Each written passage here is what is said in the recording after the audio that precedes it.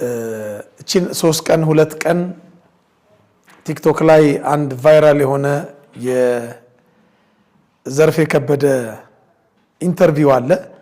ቤተክርስቲያናችንን አሁንም ነቅፋብን ነክታብን የሰጠችው ኢንተርቪው ትንሽ ስላስቆጣን ቤተክርስቲያናችን እንደተለመደው እኛም እንደምንለው መልስ ስላላት ቤተክርስቲያናችንን ወክዬ ዘርፌ ከበደ ለተናገረችው ንግግር መልስ ሰጣለሁ። ምናልባት ቤተክርስቲያናችንን ወክዬ ስል ቤተክርስቲያን አንተ አትወክላትም አንተ ማንህና የሚል ጥያቄ አንዳንድ ሰዎች መንገድ ላይ አግኝታችሁኝ ነግራችሁኛልና እኔ በመግባር ቤተክርስቲያንን አልወክላትም። ቤተክርስቲያን ላይ በሚነሳው ጥያቄ ግን ቤተክርስቲያን ላይ በሚነሳው አሉባልታ ወሬ ግን ቤተክርስቲያንን ወክዬ ግን ለቤተክርስቲያን ቆሜ መልስ ሰጣለሁ። የቤተክርስቲያኒቷ ልጅ ስለሆንኩ ማለት ነው። እና ዛሬም እንግዲህ እንዳያችሁት ብዙዎቻችሁ እንዳያችሁት ተስፋ አደርጋለሁ ብዙ ነገር ተናግራለች። እስቲ ስለሷ ከማውራቴ በፊት ለጥቂት ደቂቃዎች በመሃል የሷን ቪዲዮዎች እያየን እንመለሳለን። በመጀመሪያ ግን ትንሽ ስለሷ እኔና ከዛ በኋላ መልስ እንሰጣለን። ታዲያ እንደዛ ከሆነ በቅዱሳን የምንድን ከሆነ በጻድቃን የምንድን ከሆነ እኮ በጣም ጃይንት የሆኑ ሰዎች ከእግዚአብሔር ጋር ያወሩ የተነጋገሩ እነ ሙሴን የሚያህሉ ሰዎች ነበሩ። ለምን አላደኑ? ስለዚህ የኢየሱስ መምጣት ምንድን ነው ፋይዳው? የኢየሱስ በመስቀል መሰቀል ያን ሁሉ መከራ ማየት በዛ ሁሉ ምጥ ውስጥ ማለፍ ምንድን ነው ፋይዳው የሚል ደግሞ ጥያቄ ወደ አይምሮ ይመጣ ማለት። ስለዚህ ከዛ በኋላ ሳነብ እነሱም ያስተምሩት አስተምሮ ከመጽሐፍ ቅዱስ ጋር እንደሚጋጭ ከእውነቱ አባት ከሆነው አይደለም የመጽሐፎች ሁሉ አባት ከሆነው ከመጽሐፍ ቅዱስ ጋር ሕያው ከሆነው ከእግዚአብሔር ቃል ጋር ዘላለም ከሆነው ከእግዚአብሔር ቃል ጋር እንደሚጋጭ ደረስኩበት ማለት ነው። ከዛ የሆነው ምንድነው? እኔ ኢየሱስ ስላለው ስደት ጀመረ። ከዛ በተደጋጋሚ እንደገና ሌላ ጥያቄ መጣ። እንዴ ኦርቶዶክስ ቤተክርስቲያን ይሄን የሚያህል መስቀል አንጠልጥላ ኢየሱስ ሲባል ሰዎችን የምታሳድድ ከሆነ ማርያም ሲባል የማይረበሹ ከሆነ ችግር አለ ማለት ነው የሚል ደግሞ ሌላ ጥያቄ። ለምንድን ነው ኢየሱስን አይደለም ወይ የምናመልከው? በቅንነት ነው እኔ የእውነት ኢየሱስን አይደል ወይ እቺ ቤተክርስቲያን የምታመልከው? ታዲያ ለምንድን ነው ኢየሱስ ሲባል ሰዎች የሚቆጡ የሚሉ ጥያቄዎች ወደ ውስጤ በጣም እየበዙ መጡ። ደግሞም እያስመሰከሩልኝ መጡ። ማርያም ስትይ ቅዱሳን ስትይ በጣም ደስ ይላቸዋል። በመዝሙርሽ መሃል እንግዲህ አምላክ ነው አይደል? ዋና ነው አይደል? ከሱ በላይ ማን አለ? ኢየሱስ ስትይ ግን አንቺ ጴንጤ ሆንሽ እንዴ እስከመባል ደረጃ እየደረሰ ተመጣ ማለት ነው። ከዛ በኋላ ስደቱ እየበዛ እኔም ደግሞ ኢየሱስ ላይ ሙጭጭ እያልኩ የገባኝ አንድ ነገር አለ። ስለዚህ ኢየሱስን ልተው አልችልም። የህይወቴ መሰረት የመዳኔ መሰረት አጠቃላይ የክርስትና ፋውንዴሽን ኢየሱስ ስለሆነ እሱን ትቶ ህይወት የለም። የዘላለም ህይወት የሚባል ስለሌለ እኔ ይሄን እየተረዳሁ ከመጣሁኝ በኋላ በቃ ግጭት እየተፈጠረ መጣ ማለት ነው። የሆነ ቦታ ስጋበዝ ይጮሃሉ። ለምሳሌ እዚህ ናዝሬት ስላሴ ቤተክርስቲያን ጋብዘውኝ ሄጄ ነበር በማገለግልበት ወቅት በቃ እኔ እየዘመርኩ ነው እንግዲህ የኔን አርዶስ እያልኩ ነው። ከዛ ተነስተው መጡ። መጀመሪያ እንገልሻለን ምናምን የሚል ወረቀት ይመጣል። ያው በኦርቶዶክስ ቤተክርስቲያን ይሄን ዘምሪል ምናምን የሚል ወረቀት ይልካሉ በፊት። አሁን ተለውጦ እንገልሻለን፣ እናጠፋሻለን፣ አንለቀሽ ምናምን የሚል ወረቀት። ከዛ እኔ ጌታዊ አበርታኝ ልቤን አጠንክራልኩ ማለት ነው። ከዛ የኔን አርዶስ ማለት ሲጀምር ሞንታርቦ ነው 459 ሞንታርቦ ነው። ብዙ ጊዜ በፊት አይተሽ ከሆነ እሱን ሄደው ነቀሉት ማለት ነው። ከዛ እኔ ድምጽ አልባ ሆንኩ። ከዛ ወጡና መዝም ለማርያም ማለት ጀመሩ። ቸርቹ ድብልቅልቁ ወጣ ማለት ነው። ከዛ በኋላ እኔን ሸፍነው ድንጋይ እየወረወሩ ህፃናት ልጆች እውነቴን ነው የምልሽ ምራቅ እየተፉ እኔ እንዲህ አይነት ጥላቻ ይቻላል። ከዛ ግቢ ወጣሁ ማለት ነው። እንግዲህ እንዳያችሁት ነው እህታችን ዘርፌ ከበደ በጣም ኦርቶዶክሳውያንን የሚያስቆጣ ቤተክርስቲያን የማትለውን እንደምትለው አድርጋ የተናገረችው ነገር ሰምታችኋል። ለምሳሌ ምንድነው ያለችው? ቤተክርስቲያን ይሄን የሚያክል መስቀል ሰቅላ ስለ ኢየሱስ ክርስቶስ ሲወራ ግን ሰው የምታሳድድ ከሆነ ቤተክርስቲያኒቷ ጥያቄ ምልክት ውስጥ ናት አይነት ነገር ተናግራለች። ይሄን ብቻ አይደለም፣ ከቤተክርስቲያን የወጣችበት ምክንያት ተገፍታ እንደሆነ እንደገና ደግሞ እዛው ላይ እርስ በርስ የሚጋጭ ነገር የሐዋርያት ሥራ ምዕራፍ 4 ቁጥር 12 ላይ የተጻፈው ቃል ከኦርቶዶክስ ቤተክርስቲያን ለመውጣቷ ምክንያት እንደሆነ ደግሞ እዛው እርስ በርስ የሚጋጭ ነገር ትናገራለች። መዳን በሌላ በማንም የለም የሚለውን ጥቅስ ሳነብ ጭንቅላቴ ውስጥ ጥያቄ ተፈጠረ። ከዛ በኋላ ይሄንን ጥያቄ ይዤ በጣም የመቀርባቸው መምህራኖችን መጠየቅ ጀመርኩ ብላ ትንሽ ተቦትረፋለች። እርስ በርሱ የሚጋጭ ነገር ለመውጣት አስቀድሞ ሰዎች አግኝተውኝ የሆኑ ሰዎች መስክረውልኝ ምናምን ሳይሆን እቺ የመጽሐፍ ቅዱስ ጥቅስ ናት እኔ ውስጥ ልዩነት ያመጣችሁ ማለት ነው። ስለዚህ መጠየቅ ጀመርኩ፣ ለመውጣት አይደለም መልስ ለማግኘት። ከዛ በኋላ ሄድኩኝና የማውቃቸውን ሰዎች ጠየቅኩ። ያው አገልጋይ እንደመሆን ይመጣል ብዙ ሰዎች ጋር ስለምገናኝ ብዙ አገልጋዮች አባቶችም ጋር ስለምገናኝ መጠየቅ ጀመርኩ። መዳን በሌላ በማንም የለም ይላል የመጽሐፍ ቅዱስ። የኛ ቤተክርስቲያን ደግሞ በቅዱሳን አማላጅነት፣ በማርያም አማላጅነት፣ በጻድቃን አማላጅነት አልፎ ደግሞ ሲሄድ ደግሞ ሰው ሲሞት በፍታትም ይድናል ትላለች። የቱ ነው እውነቱ የሚል ጥያቄ ነበር ያቀረብኩት። የእውነት ይሄ ሁሉ ነገር ይመጣል፣ ስደት ይመጣል፣ መከራ ይመጣል ብዬ አስቤ አልነበር። እኔ ለመጣው ጥያቄ መልስ አግኝቼ ለመቀጠል የኔ ሐሳብ ማለት ነው።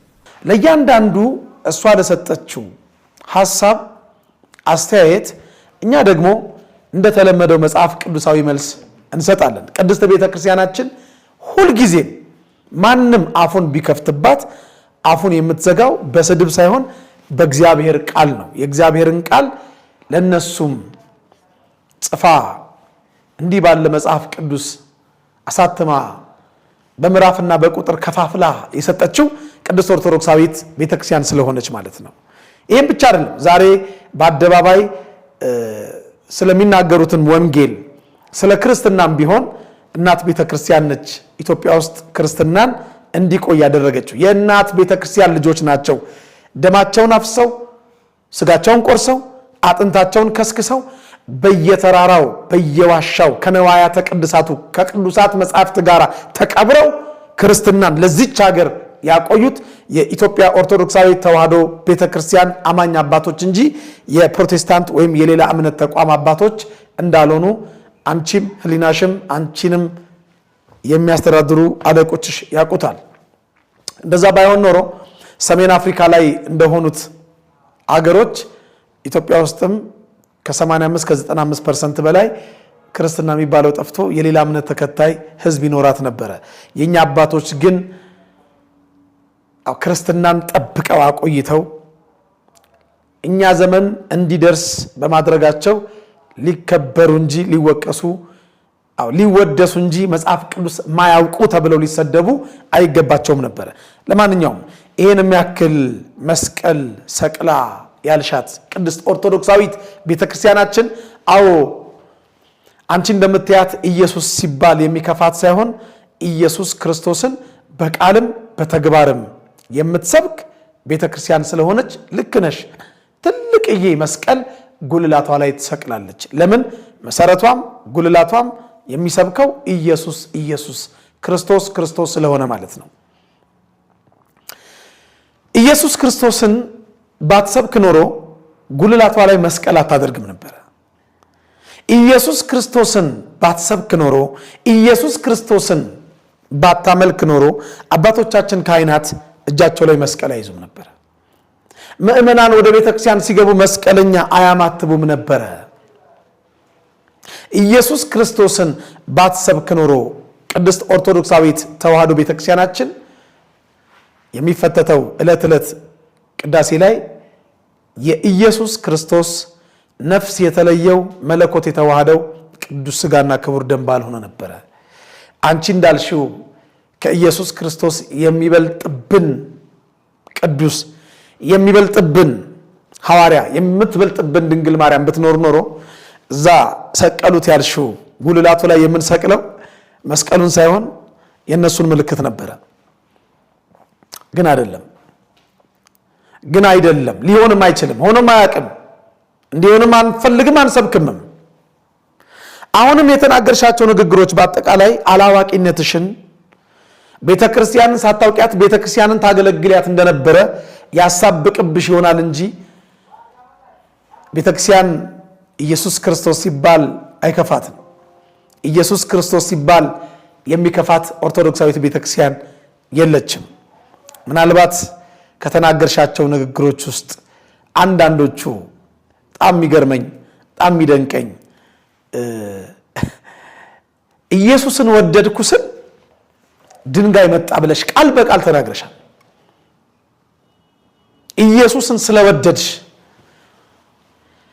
ወይ መድኃኔዓለም ከአንቺ ዕድሜ በፊት እኮ የላመ የጣመ ሳይበሉ የሞቀ የደመቀ ሳይለብሱ ድምፀ አራዊቱን ግርማ ሌሊቱን ጸባ አጋንንቱን ታግሰው በየበራው የፍየልና የበግ ሌጦ ለብሰው ዓለምን ንቀው እኔ ለዓለም ሙት ነኝ ዓለም በእኔ ዘንድ ሙት ናት ብለው በየገዳማቱ በየበረሃው የሚንከራተቱት ለዓለም ለአገር የሚጸልዩት ቅዱሳን አባቶቻችን እኮ የክርስቶስ ኢየሱስ ፍቅር አገብሯቸው የኢየሱስ ክርስቶስ ፍቅር እዚህ አንገታቸው ላይ ብቻ ሳይሆን መስቀሉ ልባቸው ተተክሎባቸው መሰለኝ ፍለጋውን ተከትለው ክርስቶስን መስለው በየበረሃው የወደቁት እነሱን ቤተክርስቲያን ገፍታ በድንጋይ ኢየሱስ ስላሉ አባራ እንዳንቺ ወደ ምድረ በዳ ልካቸው ይሆን? የክርስቶስን መስቀል ተሸክመው መከራ መስቀሉን እያሰቡ ከልደቱ እስከ እርገቱ ለሰው ልጆች ያሳየውን ቋንቋ የማይገልጠውን ፍቅር በአይነ ሊናቸው እየሳሉ ስለ ክርስቶስ መነኑ፣ ስለ ኢየሱስ ክርስቶስ ተሰደዱ። የበግና የፍየል ሌጦ ለብሰው ለዓለም ለመጸለይ በየበረሃው በየገዳማቱ ገቡ። እነዛን መነኮሳት ያስመነነው እኮ የሐዋርያቱ ፍቅር አይደለም። እነዛን መነኮሳት ከምንም በላይ እኮ ያስመነኮሰው የቅዱሳን መላእክት ፍቅር አይደለም። እነዛን መነኮሳት ወደ ገዳም ያስመነኮሳቸው የሞቀ የደመቀ ለብሰው የላመ የጣመ ከሚበሉበት ዓለም ያስወጣቸው የድንግል ማርያም ፍቅር ብቻ እኮ አይደለም። ከምንም በላይ ዋናው የኢየሱስ ክርስቶስ ፍቅር ነው። ኢየሱስ ክርስቶስን መውደዳቸው እሱ ስለኛ ኃጢአትና በደል በመስቀል ላይ እርቃኑን ተሰቅሎ በችንካር ተቸንክሮ የሾህ አክሊል ደፍቶ ለኛ የብርሃን አክሊል አቀዳጅቶ እሱ ደሙን አፍሶ ስጋውን ቆርሶ ከዘላለም ሞት ወደ ዘላለም ሕይወት ያሻገረን ቋንቋ የማይገልጠው ፍቅር ሁሌ በአይነ ህሊናቸው እየተሳለባቸው ያ የሰው ልጆች ቋንቋ ሊገልጠው የማይችለው ውድ ፍቅር ገብቷቸው ነው ወደ ገዳማት የመነኑት መነኮሳት የሆኑት። ከሕገ ሰብ ሕገ መላእክት ይሻለኛል ብለው ዓለምን ንቀው ዓለምን ክደው መስቀል ተሸክመው የሚኖሩት አባቶቻችን የኢየሱስ ክርስቶስ ፍቅር በቃል ሳይሆን በተግባር ስለገባቸው ነው። እንዳንቺ በንግግር ኢየሱስን እወደዋለሁ ብለው ሳይሆን በተግባራቸው መውደዳቸውን የገለጡት የክርስቶስ መስቀል ልባቸው ውስጥ ስለተተከለባቸው ነው። ማን ነው ኢየሱስ ክርስቶስ ብሎ በመዘመሩ ኢየሱስን ወደድኩት በማለቱ ከቤተ ክርስቲያን ተገፍቶ የተባረረ ሰው ማን ነው? ብዙ ጊዜ ይገርመኛል። በጣም ብዙ ጊዜ ተገፍተን የወጣ ነው እንዴ? ማንንም ገፍታ አታውቅም ቤተ ክርስቲያን። ማንንም ቤተ ክርስቲያን የሚለው በአጽንኦት ይያዝልኝ። ቤተ ክርስቲያን ማንንም ገፍታ አታውቅም። ሰዎች እንዳልሽው ሰዎች ግለሰቦች ምእመናን ባለማወቅ ምናልባት ተናግረው ሊሆን ይችላል በንግግር እነሱም ያልሆነ ነገር ሲያዩ ከመንገድ ወጥተሽ የማይሆን ንግግር ሲሰሙ ሊናገሩ ይችላሉ። ሰዎች ቤተክርስቲያን አይደለችም። ሰዎች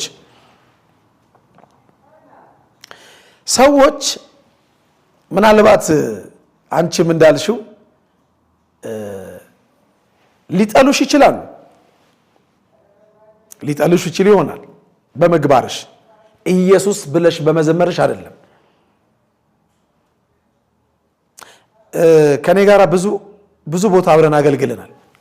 በጣም ብዙ ቦታ አዲስ አበባ፣ ክፍለ ሀገር፣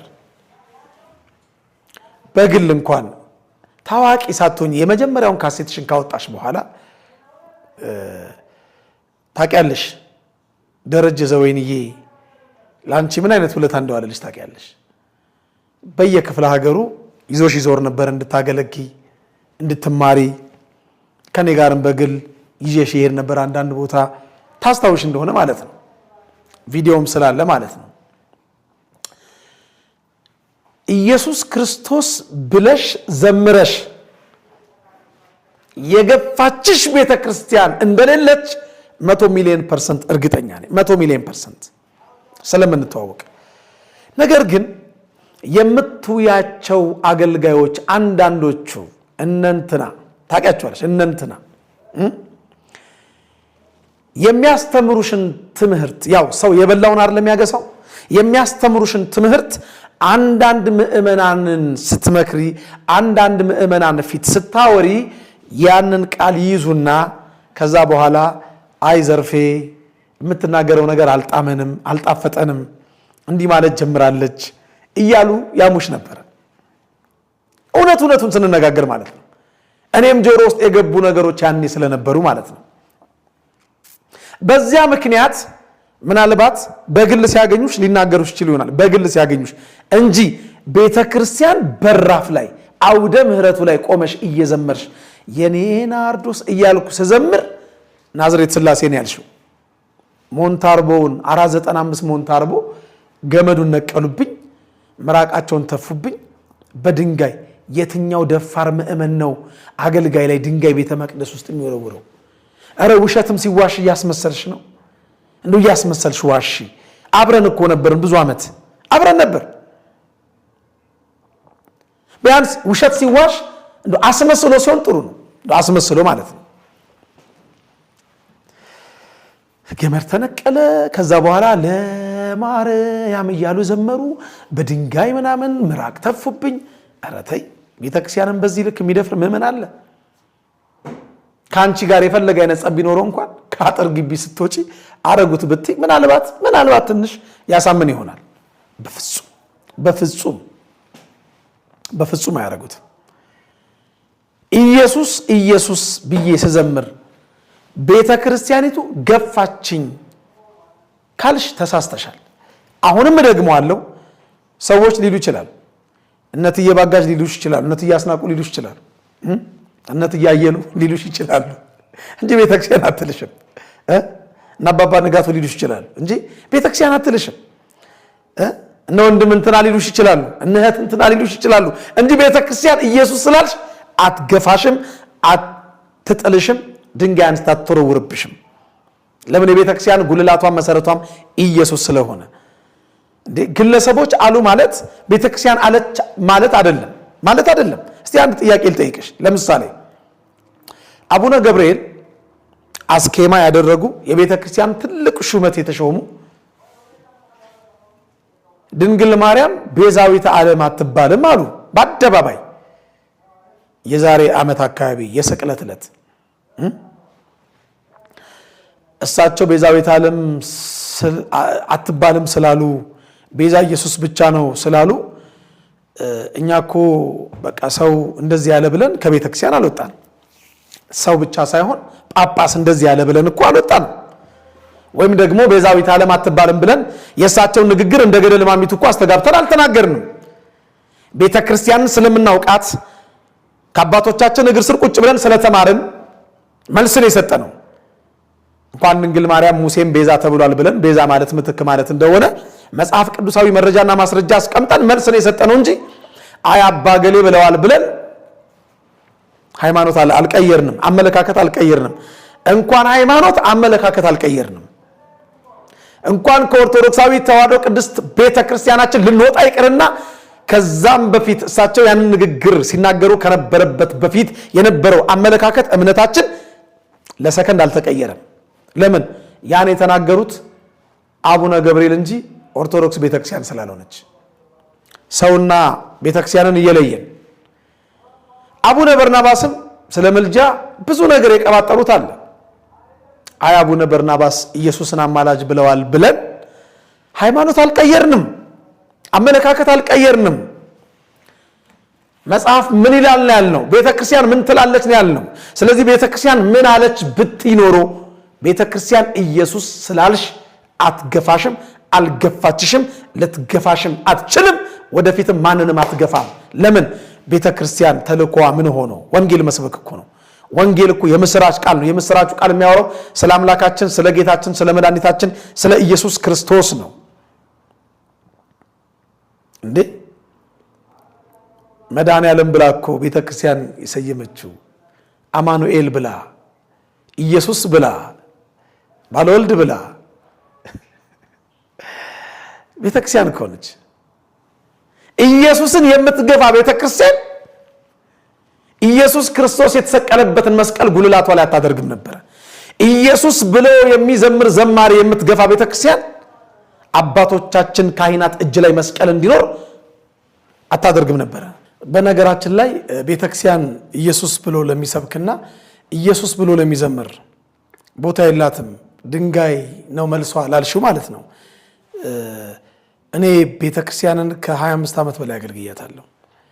በጣም የሚገርምሽ አሁን የዛሬ 3 ዓመት አካባቢ የጀመርኩት ዩቲዩብ አለ።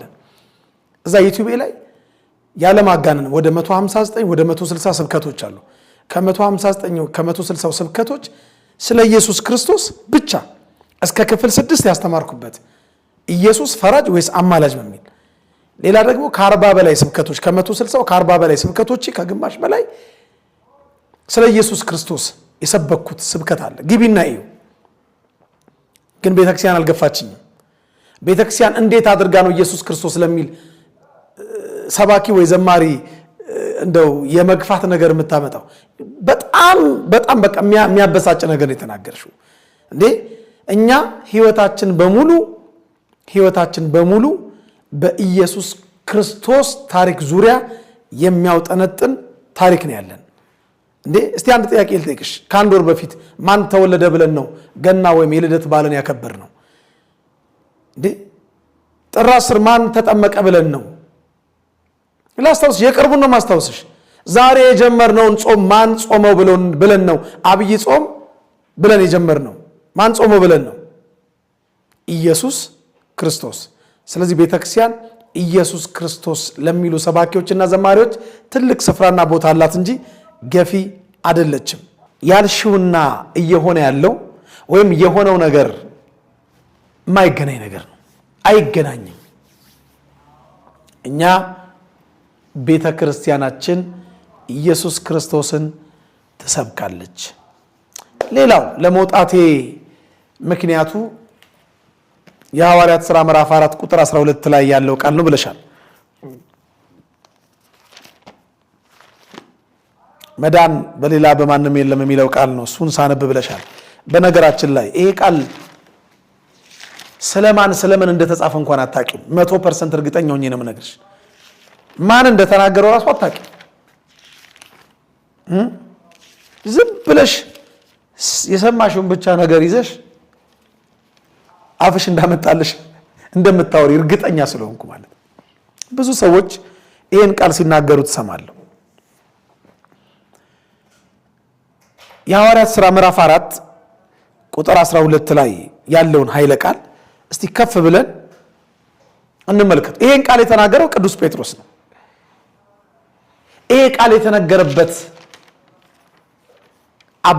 ዋና ምክንያት የሐዋርያት ሥራ ምዕራፍ 3 ቁጥር 2 ላይ ወደ ቤተ መቅደስ ዕለት ለጸሎት ቅዱስ ዮሐንስና ቅዱስ ጴጥሮስ ይገቡ ነበረ። ወደ ቤተ መቅደስ ለመጸለይ ሲገቡ አንድ ሽባ አገኙ። የሳንቲም ድቃቂ የልብስ ላቂ እንዳላችሁ ብሎ አይናቸውን ሲያይ ብርና ወርቅ የለንም ያለንን ግን እንሰጣለን አሉት።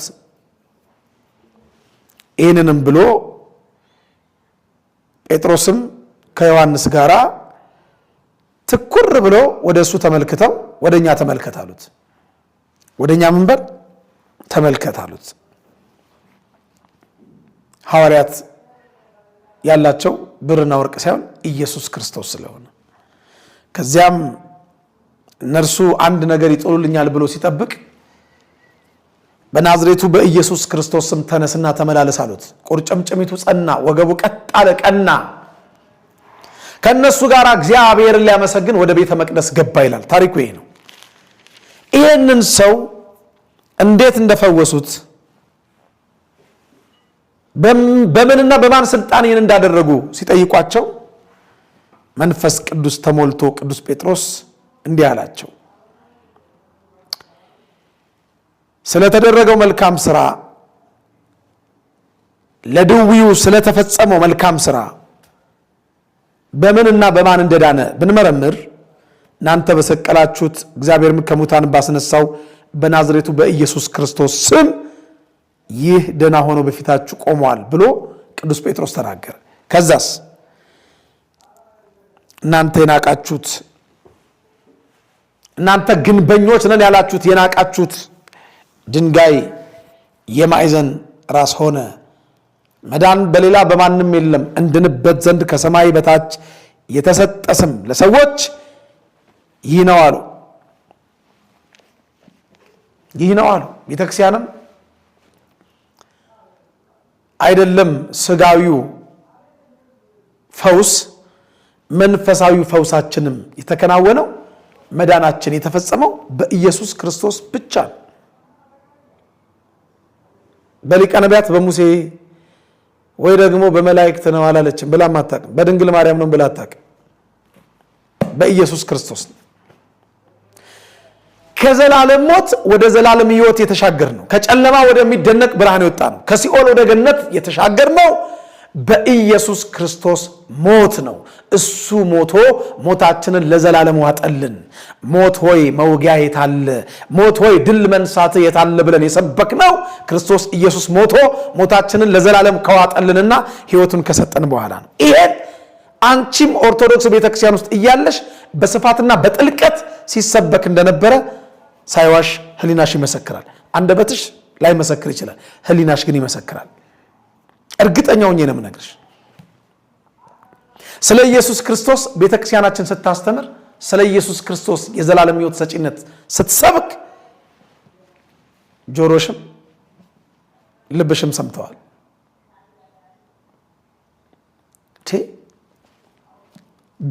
ጃይንት የሆኑ ሰዎች እነ ሙሴ ማዳን ካልቻሉ ምናምን ብለሽ እንዴ ብለን እናውቃለን። እንዴ ግን እነ ሙሴ እነ አብርሃም ምናምን እነ ኤልያስ ብለን እናውቃለን። እነዚህ ጃይንት የሆኑ ቅዱሳን ሰዎች እናውቃለን እንዴ? አናውቅም እኮ።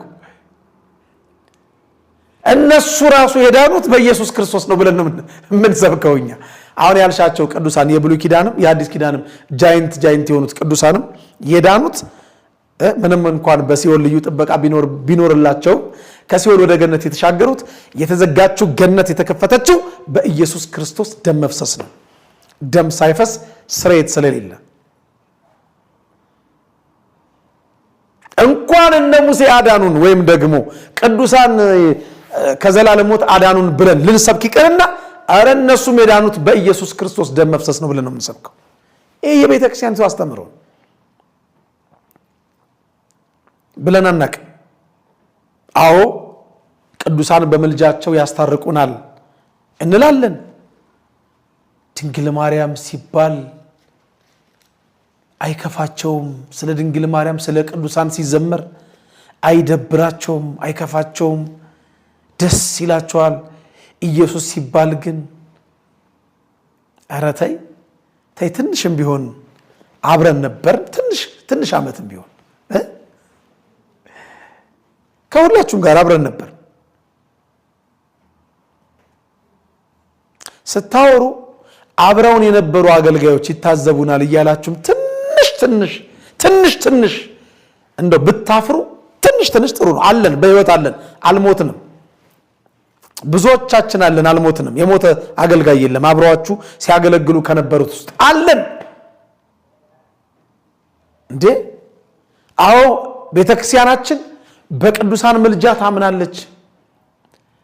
አይደለም በቅዱሳን ምልጃ፣ በቅዱሳኑ ስም ቀዝቃዛ ጽዋ ውሃ ብንሰጥ ብንመጸውት እንደምንድን እናምናለን። የማቴዎስ ወንጌል ምዕራፍ 10 ቁጥር 40 ላይ ስለተጻፈ ማለት ነው። ማንም ከነዚህ ከታናናሾች ለአንዱ አይደለም የሚለው፣ ለአንዱ እኮ ነው የሚለው። በጌታ በኢየሱስ ክርስቶስ ስም አይደለም የሚለው፣ በደቀ መዝሙር ስም። ደቀ መዝሙር ማለት ተከታይ ማለት ነው። የሚያጠጣ እውነት እላችኋለሁ ዋጋው አይጠፋበትም ተብሎ ተጽፏል። ማቴዎስ ወንጌል ምዕራፍ 10 ቁጥር 42 ላይ ማየት ትችያለሽ። አሁን እናምናለን፣ በቅዱሳን ምልጃ እናምናለን። ቅዱሳን ያማልዱናል፣ ቅዱሳን ያስታርቁናል፣ ያስታርቁናል። ለምን? የማስታረቁን ቃል እሱ ማስታረቁን አንድ ጊዜ ለሁል ጊዜ ፈጽሞ ከሄደ በኋላ የማስታረቁን ቃል በእኛ አኖረ ስለሚል የእግዚአብሔር ቃል ላንብብልሽ እስቲ። ሁለተኛ ቆሮንቶስ ምዕራፍ 5 ቁጥር 19 ጀምሮ ቁጥር 18 ጀምሮ ላንብበው። ነገር ግን የሆነ ሁሉ በክርስቶስ እግዚአብሔር በክርስቶስ ሆኖ ዓለሙን ከእርሱ ጋር ያስታርቅ ነበረ፣ በደላቸውንም አይቆጥርባቸውም ነበረ ካለ በኋላ በእኛም የማስታረቅ ቃል አኖረ ይላል። በእኛ በቅዱሳኑ አኑሯል። እንግዲህ እግዚአብሔር በእኛ እንደሚማለድ ስለ ክርስቶስ መልእክተኞች ነን፣ ከእግዚአብሔር ጋር ታረቁ ብለን እንለምናለን እንማለዳለን ይላል ቃሉ ነው የሚለው። ሁለተኛ ቆሮንቶስ ምዕራፍ 5 ቁጥር 18 ጀምሮ ይማልዱልናል፣ ይለምኑልናል፣ ያስታርቁናል እንላለን። ደማቸውን አፍሰው ግን ከዘላለም ሞት ወደ ዘላለም ሕይወት አሻግረውናል አንልም። ደማቸውን አፍሰው ስጋቸውን ቆርሰው በመስቀል ላይ ተሰቅለው ታሪካችንን ለውጠዋል፣ ነገራችንን ገልብጠዋል፣ ሕያውነትን ሰጥተውናል አንልም። የዘላለም ሞት የሰጠን ኢየሱስ ክርስቶስ ብቻ ነው። የገዛ ክንዱ መድኃኒት አምቶለት ከዘላለም ሞት ወደ ዘላለም፣ ከዘላለም ሞት ወደ ዘላለም ሕይወት፣ ከጨለማ ወደሚደነቅ ብርሃን እንድንሻገር ያደረገን እሱ ብቻ ነው። አከተመ እና ከዘላለም ሞት ያዳነን ኢየሱስ ክርስቶስ እንደሆነ እናምናለን። አዎ የዳነው በማንም አይደለም፣ ያዳነን እሱ ነው። ከሱ ውጪ ከዘላለም ሞት አዳነን ብለን የምንሰብከው ቅዱስ የለንም። ቅዱሳን ግን ያማልዱናል። አንቺ እንዳልሽው አይደለም። የቤተ ክርስቲያኒቱ አስተምሮ ከመጽሐፍ ቅዱስ ጋር ይጋጫል። ምን አራ ይጋጭም። አንቺ ነሽ ስትላተም የነበረው፣ ስትጋጭ የኖርሽው አንቺ ነሽ። አታቂያትም፣ ቤተ ክርስቲያን አታቂያትም። ግጥምና ዜማ ታጠኛለሽ፣ ይሰጥሻል፣ ትዘምሪያለሽ። እንዴ ላስታውስሽ አንድ ነገር፣ ጭራሽ እኮ ወንጌል ሲሰበክ እናንተ እዛ ሄዳችሁ ነው የምታወሩት። በጓሮ በኩል ተቀምጣችሁ እንኳን አትማሩ። ሕያው እግዚአብሔር ምስክሬ ነው፣ አትማሩ። ልክ ስብከቱ ሊያልቅ ሲል የእናንተ ተራ ሲደርስ ተመጡና ትዘምራላችሁ። ለዛ ነው እንጂ ቅዱሳን ያማልዱናል። አዎ በነፍሳችን ጉዳይ ድርሻ አላቸው፣ ያማልዱናል። አሁን ክርስቶስ ካዳነን በኋላ አሁን በምንሰራው ኃጢአት ያማልዱናል፣ ያስታርቁናል። ሁለተኛ ቆሮንቶስ ምዕራፍ 9 ቁጥር 15 ላይ የተጻፈውን ቃል እስቲ ላንብብልሽ ምን እንደሚል ማለት ነው። ሁለተኛ ቆሮንቶስ ምዕራፍ 9 ቁጥር 14 ላይ ይቅርታ፣ በክርስቶስ ወንጌል በማመናችሁ ይላል እነርሱንና ሁሉንም ስለምትረዱበት እግዚአብሔርን ያከብራሉ፣ ራሳቸውም ስለናንተ ሲያማልዱ፣ ቅዱሳን ስለኛ ሲያማልዱ በእናንተ ላይ ከሚሆነው ከሚበልጠው ከእግዚአብሔር ጸጋ የተነሳ ይናፍቋቸዋል። ሁለተኛ ቆሮንቶስ ምዕራፍ 9 ቁጥር 14 አንብብ። ስለኛ ያማልዳሉ ስንል መጽሐፍ ቅዱሳዊ ጥቅስ ይዘን ነው። አንቺ እንዳልሽው ከመጽሐፍ ቅዱሱ ጋር የሚጋጭ አስተምሮ የላትም ቅድስት ቤተክርስቲያን። አታውቂያትም። አንቺ አይደለሽም፣ ያንቺ የምንፍቅና አባቶች እንኳን አያውቋትም። ቤተክርስቲያን ሳያውቋት ነው የኖሩባት፣ ሳያውቋት ነው የወጡባት። ቤተክርስቲያን ገፊ አይደለችም። ያንቺ ቀድማያትም ገፊ ናት ብለዋል አቡነ ገብርኤል ማለት ነው። ቤቱ ገፊ ነው ሲሉ ነበረ። አይደለም፣ ቤቱ ገፊ አይደለም፣ አቃፊ ነው። እንዴ ቤቱ አቃፊ ባይሆንማ ኖሮ የቤተ ክርስቲያንን ስም አጠልሽተው ቤተ ክርስቲያን ያልሆነችውን ነች ብለው ሰብከው ጥንብርኩሷን አውጥተው የላትም እንጂ ጥንብርኩስ ይሄን ሁሉ ነገር ተናግረው በኋላ ሲመለሱ ሁለት እጇን ዘርግታ አቅፋ የተቀበለቻቸው ጓደኞችሽን እዝራን ሐዋዝን መጋቢ ብሎ ያይመረን ስንቱን ልጥራልሽ ስንቱን ዘማሪ ስንቱን ሰባኪ የነበረ ወደ ኑፋቄ ወደ ጥርጣሬ ወደ ክህደት ሄዶ ሲመለስ አቅፋኮ የተቀበለችው ቤተክርስቲያን ገፊ ሳትሆን አቃፊ ስለሆነች ነው። አሁንም እንደዚሁ ናት። ይቀጥላል። ነገ አሁን ዛሬ አንቺ የኔ ኢንተርቪው ሰጠሽ፣ ነገ በንሳ ብትመለሽ አቃፊ ናት፣ ገፊ አይደለችም። ትቀበልሻለች። ሞታ ነበር ልጄ ሕያው ሆነች፣ ጠፍታ ነበር ተገኘች ብላ ትቀበልሻለች። ይሄ ቀን ደግሞ ሩቅ አይደለም። እውነት ሲገባሽ ትመጫለሽ። ሕያው እግዚአብሔር ምስክሬ ነው፣ ትመጫለሽ። ካንቺ በተሻለ መልኩ ይሰብኩ የነበሩ ካንቺ በተሻለ መልኩ ቤተክርስቲያንን ያገለግሉ የነበሩ መስሏቸው በጥርጣሬ በክደት በኑፋቄ ተጠልፈው ወጥተው በኋላ እውነቱ ሲገባቸው ሲመለሱ ያኔ እያለቀሱ ለቤተክርስቲያን መስክረዋል። ቤተክርስቲያን ገፊ ሳትሆን አቃፊ ናት። አንቺ ግን ያ ሰፊው አፍሽን ከፈትሽባት፣ ያልሆነችውን ነች ብለሽ አማሻት። እግዚአብሔር ልብሽን ያብራው ብለን ከመመረቅና ከመጸለይ ውጪ ምንም አንልም።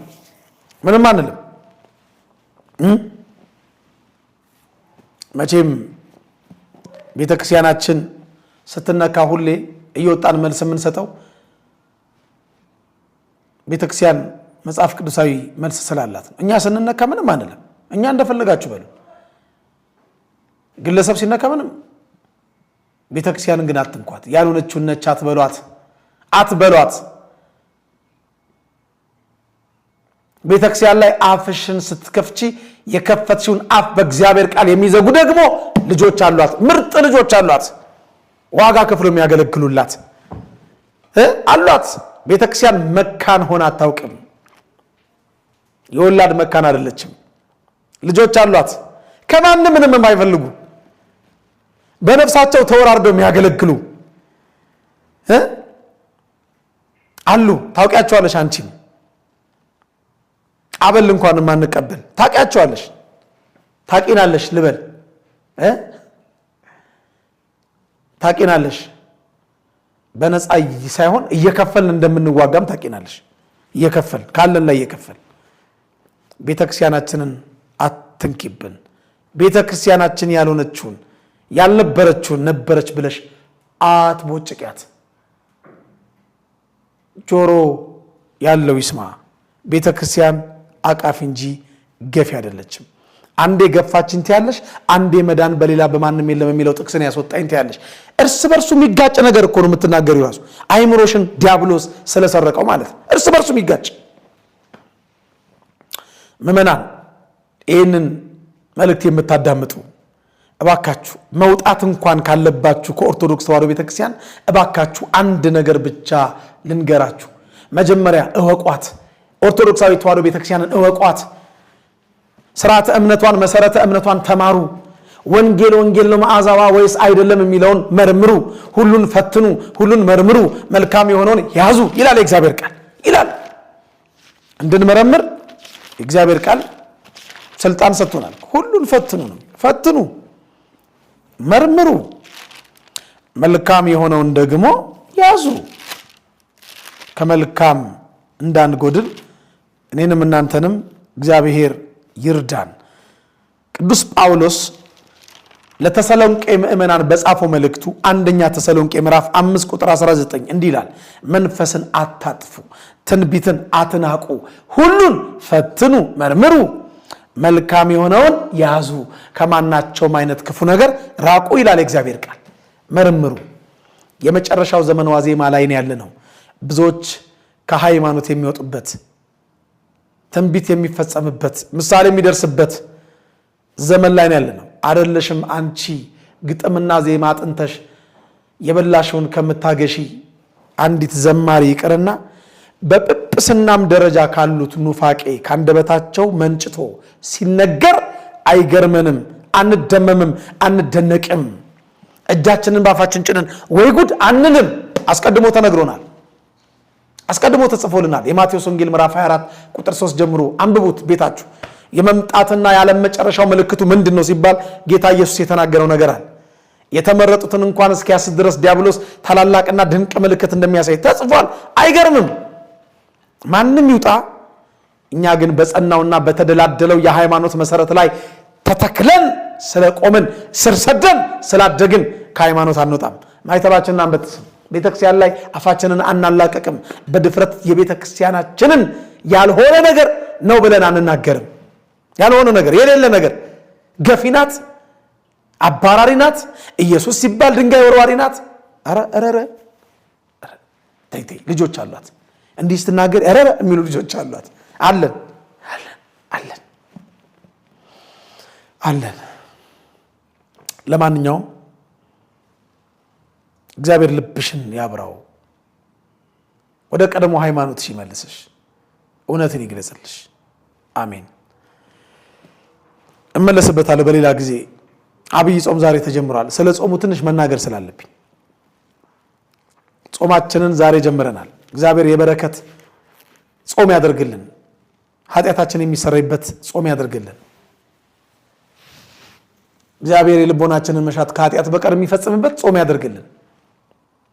ጾማችን በእግዚአብሔር ፊት ተቀባይነት እንዲኖረው ጸሎት፣ ስግደት፣ ምጽዋት መጨመር አለብን። ጾማችን ቅድመ እግዚአብሔር እንዲደርስ፣ ጸሎታችን ከጣሪያና ከደመና በታች እንዳይሆንብን፣ መልስ እንዲያገኝ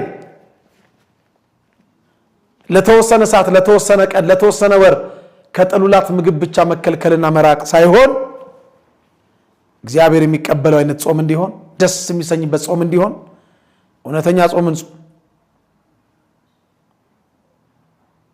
ከጾማችን ጋር ጸሎት፣ ከጸሎታችን ጋር ስግደት፣ ከስግደታችን ጋር እንደ አቅማችን ምጽዋት ያስፈልጋል። ለምሳሌ ጾም ስንጾም በአብዛኛው ቁርስ አንበላም። የቁርሳችንን ወጪ ለኔ ቢጤዎች እንስጥ። ለኔ ቢጤዎች፣ ለተራበ እናብላ፣ ለተጠማ እናጠጣ፣ ለታረዘ እናልብስ፣ ለድሃ ቸርነት እናድርግ። ምጽዋት ኃጢአትን ታሰርያለች። ምጽዋት የኃጢአትን ቁስል ትፈውሳለች።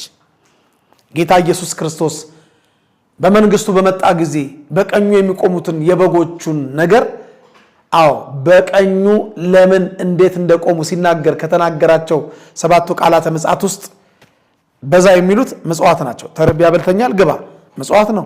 ተጠምቼ ያጠጥተኛል፣ ግባ፣ ምጽዋት ነው። ታርዣ ልብሰኛል፣ ግባ፣ ምጽዋት ነው። እንግዳ ሆኜ መጥቼ ተቀብለኛል፣ አከተም። ታስሬ ጎብኝተኛል፣ ጠይቀኛል። ምጽዋት በገንዘብ ብቻ አይደለም የሚሰጠው፣ ከጊዜ ላይ የሚሰጣል ምጽዋት። እግዚአብሔር ከሰጠን 24 ሰዓት አስራቱን እናውጣለት። 1 ሰዓት ቤተክርስቲያን ሄደን 2 ሰዓት ቅዳሴ እናስቀድስ፣ 1 ሰዓት ወንጌል እንማር፣ አስራቱን እናውጣ። በዚህ በጾማችን እንደ አቅማችን እንመጽውት፣ እንደ አቅማችን እንጸልይ። ከጾማችን ጋር ምጽዋት፣ ከምጽዋታችን ጋር ጸሎት። ምጽዋት ኃጢአትን ታሰርያለች ስል ምናልባት ጆሮን የሚያሳከከው ካለ ትንቢተ ዳንኤል ምዕራፍ 4 ቁጥር 27 ላይ ስለዚህ ምናልባት የደህንነት ዘመን ይረዝም እንደሆነ ምክሬም ደስ ያሰኘ እንደሆነ ኃጢአትህን በጽድቅ በደልህንም ለድሆች በመመጽወት አስቀር ይላል። ዳንኤል 4 ቁጥር 12። አይ ይሄ ብሉይ ኪዳን ነው ካላችሁ አዲስ ኪዳን ላይ እንምጣ እስቲ። ሁለተኛ ቆሮንቶስ ምዕራፍ 9 ቁጥር 9 ላይ እንዲህ ይላል የእግዚአብሔር ቃል። ሁለተኛ ቆሮንቶስ ምዕራፍ 9 ቁጥር 9 በተነ፣ ለምስኪኖች ሰጠ፣ ጽድቁ ለዘላለም ይኖራል ይላል የእግዚአብሔር ቃል። በተነ፣ ለምስኪኖች ሰጠ፣ ጽድቁ ለዘላለም ይኖራል። ጽድቁ ለዘላለም ይኖራል። ጽድቅ በእምነት ብቻ ሳይሆን በስራም የምንለው ለዚህ ነው። ይህም ብቻ አይደለም፣ እንደ አቅማችን እንስገድ። መስገድ መገዛት ማለት ነው። ለአምልኮቱ እንንበርከክ። ከጾማችን ጋር ምጽዋት፣ ጸሎት፣ ስግደት አይነጣጠሉ። ሌላው በዚህ አብይ ጾም ወቅት አንዳንድ የሚነሱ ጥያቄዎች አሉ። ወደፊት እንመጣበታለን። ለዛሬ ግን እናንተ ኦርቶዶክሳውያን አብይ ጾም፣ ጾመ ፍልሰታ፣ የነቢያት ጾም፣ ጾመ ድነት፣ ጾመ ነነዌ፣ ጾመ ሐዋርያት፣ ጾመ ነቢያት ምናምን እያላችሁ ትጾማላችሁ።